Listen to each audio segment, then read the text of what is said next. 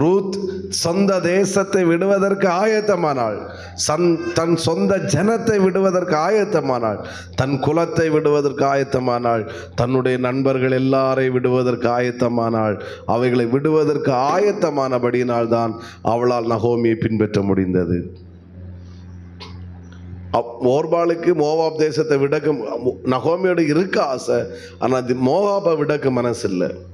ஐயோ எங்கள் வீட்டில் சும்மா சொல்கிறேன், ஐயோ எங்கள் மோவாப்பில் என்ன மாதிரி சக்கையும் மீனும் கிடச்சி, இதை விட்டுட்டு இவளுக்கு பின்னாடி தானியத்துக்கு வேண்டி போக இதே அப்போது போயிட்டா போச்சு.